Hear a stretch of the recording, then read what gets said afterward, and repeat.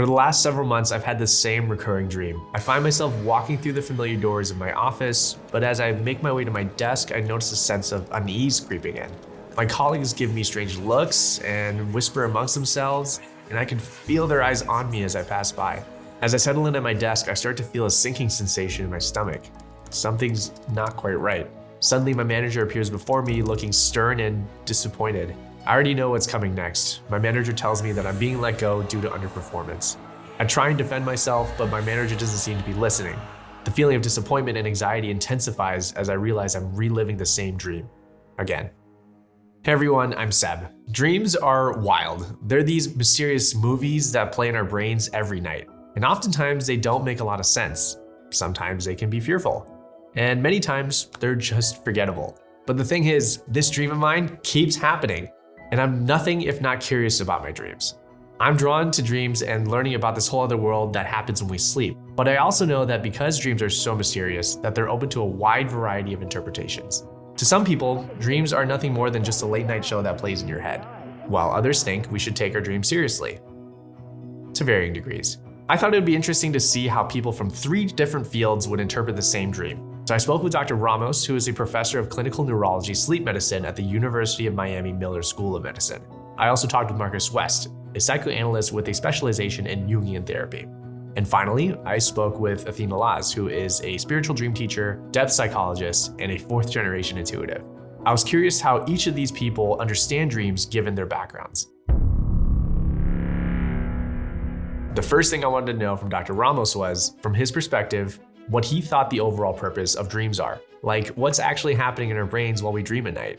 When we dream, this occurs during what is called rapid eye movement sleep. What is happening during REM sleep is that we kind of start to associate a lot of the things that we have learned throughout the day, information, be it emotional content, and we are moving this information again from kind of the USB drive of the computer into the more long-term memories within the brain now, and we associate these newer memories with the memories that are already there. And this association or mixing up of different information happens during rapid movement sleep. So that makes sense. Dreaming is like our brain trying to dump short-term storage into longer-term storage parts of our brain.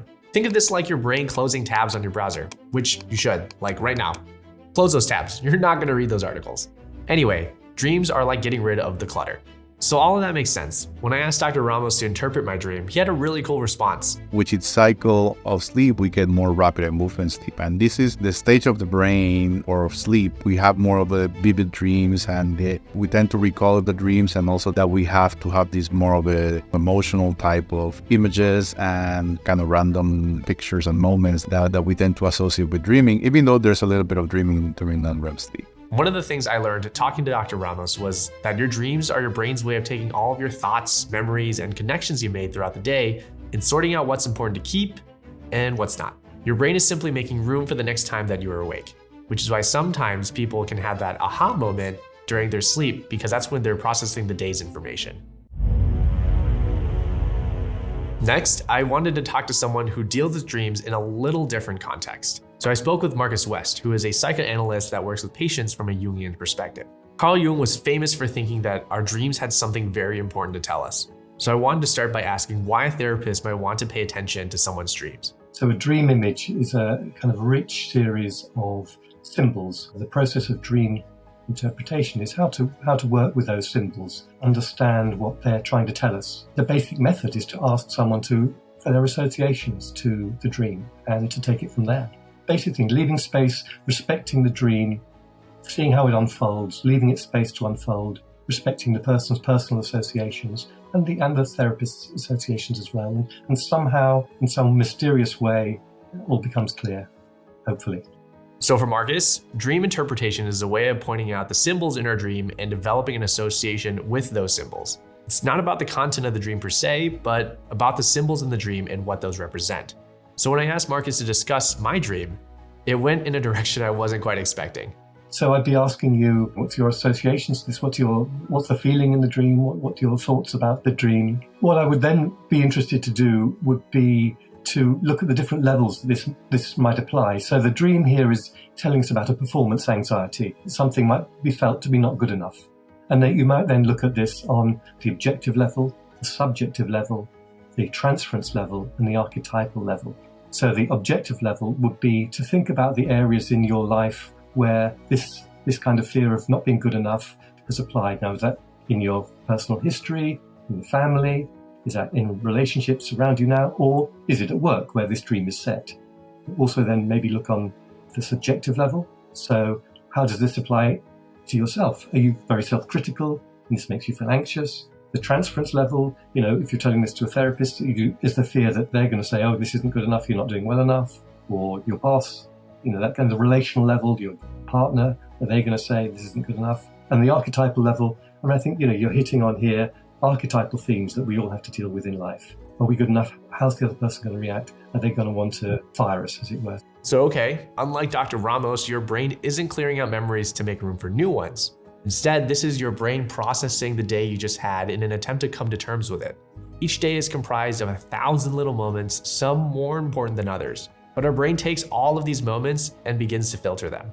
As Marcus West points out, dreams are like gold dust. It's like having a little truth speaker inside, giving you that bit of information that the person's conscious mind doesn't have.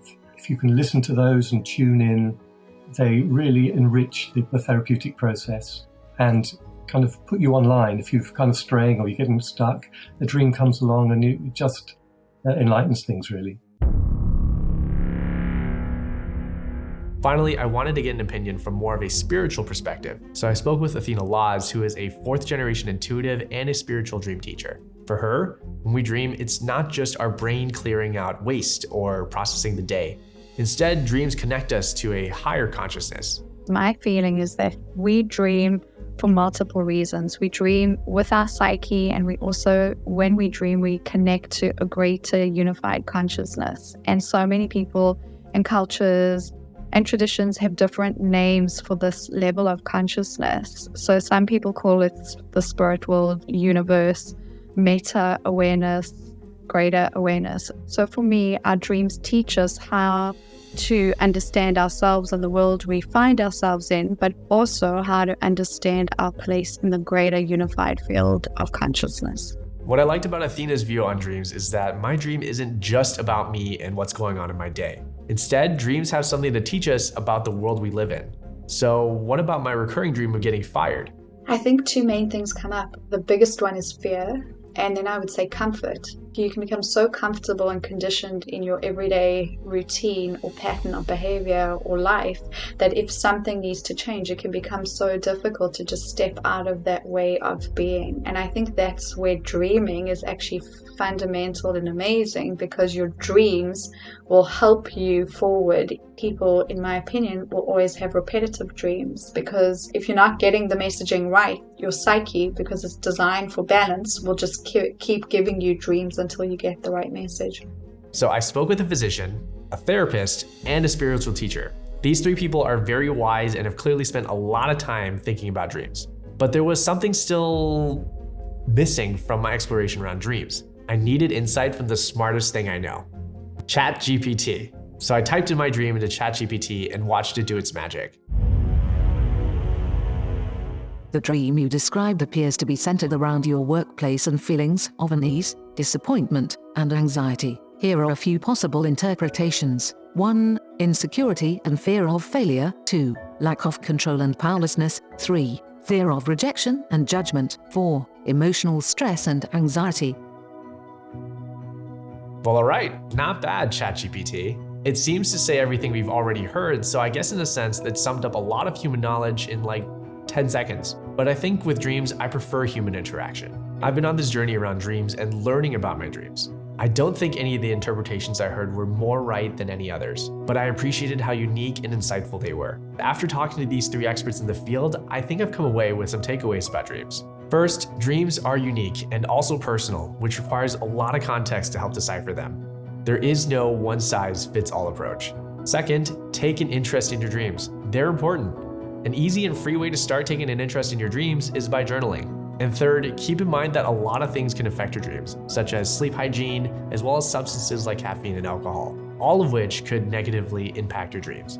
Still, I guess maybe these are all just results from my overthinking. I still have my job, for now. Seb, can I see my office?